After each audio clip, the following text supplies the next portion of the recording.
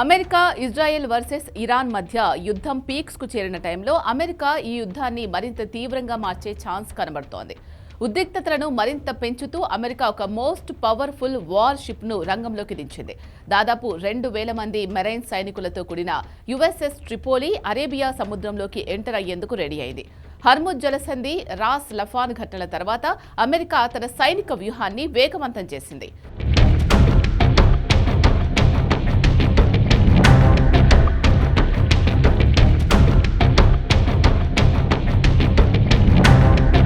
Gulf ప్రాంతంలో తన ఆధిపత్యాన్ని చాటుకోవడానికి, తన మిత్ర దేశాల ప్రయోజనాలు కాపాడడానికి అమెరికా ఈ నిర్ణయం తీసుకుందని సమాచారం.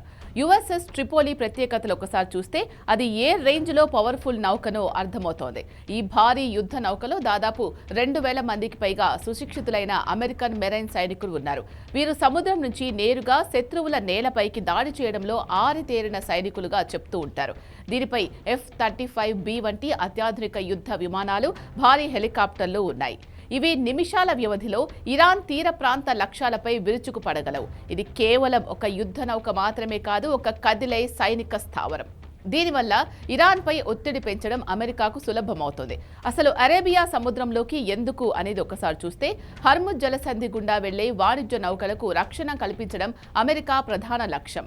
ఇరాన్ దాడుల భయం లేకుండా నౌకలు ప్రయాణించేలా యుఎస్ఎస్ ట్రిపోలి కాపలా కాయనుంది. ఒకవేళ ఇరాన్ మళ్లీ క్షిపణి దాడులకు దిగితే తక్షణమే తిప్పికొట్టేందుకు అమెరికా ఈ ఫ్లోటింగ్ ఫోర్స్ను సిద్ధం చేసింది. గల్ఫ్ ప్రాంతంలోని అమెరికా స్థావరాలపై దాడులు జరిగితే సముద్రం నుంచే భారీ ఆపరేషన్ నిర్వహించేందుకు ఈ నౌక ఉపయోగపడుతుంది. నిపుణుల విశ్లేషణ ప్రకారం యుఎస్ఎస్ ట్రిపోలి రాకతో యుద్ధం 2వ దశలోకి ప్రవేశించే అవకాశం ఉంది. ఇప్పటి వరకు క్షిపణి దాడులు మరియు డ్రోన్ దాడులు మాత్రమే జరిగాయి. ఇప్పుడు మెరైన్ సైనికులతో కూడిన నౌక రావడం అంటే అవసరమైతే ఇరాన్ తీర ప్రాంతాల్లోని వ్యూహాత్మక ప్రాంతాలను ఆక్రమించుకునే అవకాశం కూడా ఉంది అనే సిగ్నల్స్ వస్తున్నాయి.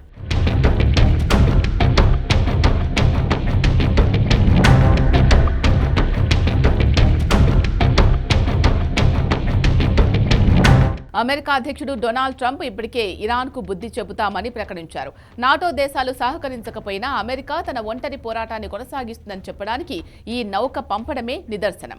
జపాన్తో కలిసి ఈ ప్రాంతంలో పట్టు సాధించాలని ట్రంప్ గట్టి పట్టుదలతో ఉన్నారు. అయితే అరేబియా సముద్రంలో అమెరికా యుద్ధ నౌకల మోహరింపు ఇరాన్ను ఆత్మరక్షణలో పడేస్తోంది. ఒకవేళ ఏ చిన్న పొరపాటు జరిగినా ఇది పూర్తి స్థాయి ప్రపంచ యుద్ధానికి దారితీసే ప్రమాదం ఉంది.